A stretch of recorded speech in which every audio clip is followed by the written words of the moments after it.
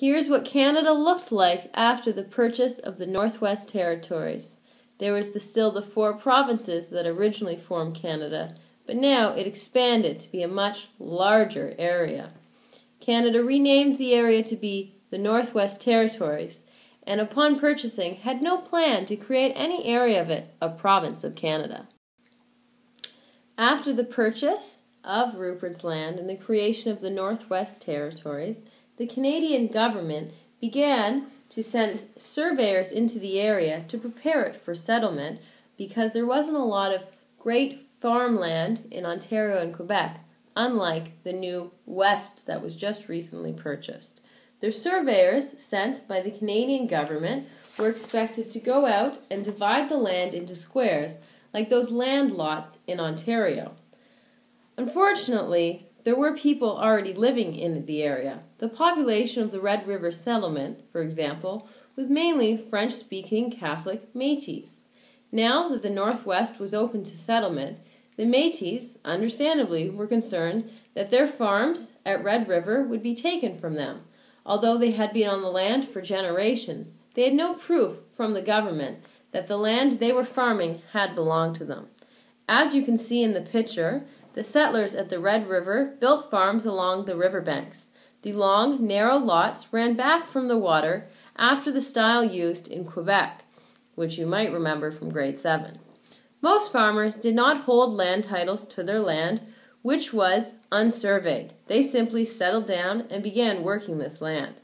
This kind of ownership was recognized as valid by the community. However, as stated earlier, there was concerns that the Canadian government would not recognize this ownership. A survey crew was sent to the Red River area in the autumn of 1868. A second crew arrived in the summer of 1869. The surveyors began dividing up the land. However, the people in the Red River settlement were surprised to see the surveyors because no one from Ottawa had sent to inform them of the government's plans.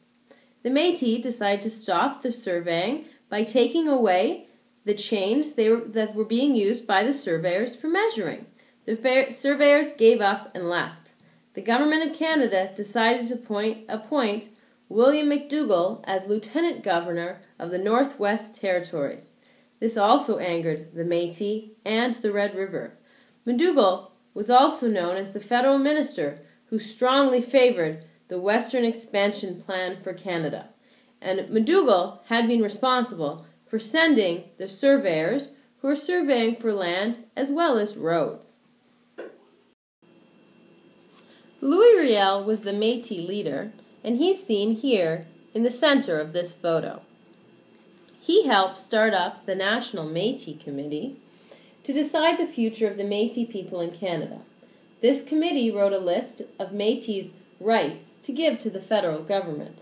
And when William McDougall showed up to be the lieutenant governor of the Northwest, the Métis would not let him come into the Red River settlement. They wanted their land claims resolved first. The federal government did not seem willing to meet with the Métis and solve their issues. As a result, the Métis decided to take over Fort Garry, the center of the fur trade in the Red River area. The Métis had guns and enough food in the fort to last the winter. This put the Métis in control of the Red River settlement and began the Red River Rebellion. Any troops sent from the east to stop the unrest would be unable to reach the settlement until spring due to weather conditions. Not all people, however, living in the Red River settlement agreed with the Métis point of view. Because if you remember, the Métis were mainly French-speaking Catholic people of mixed interracial parentage. There was also a group of English-speaking settlers in the Red River area who wanted the Northwest to become just like Ontario. They did not like the Métis or their culture, and they wanted the settlement to unite with the rest of Canada. The Catholic bishop and the governor of the Hudson's Bay Company had warned the government in Ottawa about the unrest at Red River. However, the government took no action to stop it, and on December 7, 1869, Louis Riel and a group of Métis took over a store owned by Dr. Charles Schultz. Schultz was the leader of the English Protestants, who disagreed with the Métis and their actions. The Métis took 40 of Schultz's guards and jailed them in Fort Garry. The next day, the Métis set up their own government.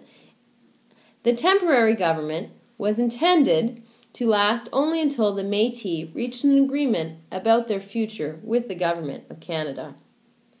In mid-December 1869, a representative from Ottawa was sent to Fort Garry to stop the rebellion. He told the Métis that Canada would recognize Métis land rights. Louis Riel was made the head of a council that included English-speaking and French-speaking people from the Red River settlement. The council made changes to the Métis' list of rights. 3 representatives from the settlement took the new lists of rights to Ottawa. In addition to the list of rights, the representatives also asked for 2 separate school systems, a Roman Catholic system and a Protestant system.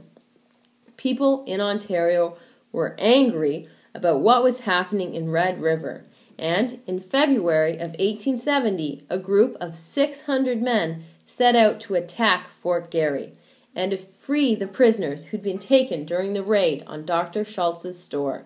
Riel sent Métis horsemen to stop the attack, and the Métis captured 48 men. One of the men was Thomas Scott, who threatened that when he was freed, he would kill Riel. And Scott also escaped, however, was recaptured and executed. His execution angered the English. The English-speaking people in Ontario were very upset and wanted Prime Minister MacDonald to send troops to Red River to punish Riel. However, the French Canadians in Quebec did not feel the same way. They thought Scott deserved to die. They thought Riel was a hero. He was standing up for the rights of French-speaking Roman Catholics. MacDonald didn't want to anger people from either Ontario or Quebec, and in March of 1870, Ottawa finally reached an agreement with the 3 representatives from the Red River settlement, and the rebellion was finally over. The Métis were granted most of what they'd asked for in their list of rights, and on July 15, 1870, Manitoba became Canada's 5th province, and it was only a little bit bigger than the Red River settlement. The government of Canada still had control over most of the Northwest. MacDonald sent an army to Red River to restore order. When the army arrived, all the Métis had left Fort Garry, and almost all the Métis who took part in the Red River Rebellion were pardoned. Louis Riel and 2 other leaders were not pardoned, and Riel, as a result, fled to the United States to avoid capture. And it is still debated today among Canadians whether Louis Riel is a hero and one of the fathers of the province of Manitoba, or whether he was a murderer and unrightfully executed Thomas Scott. What do you think?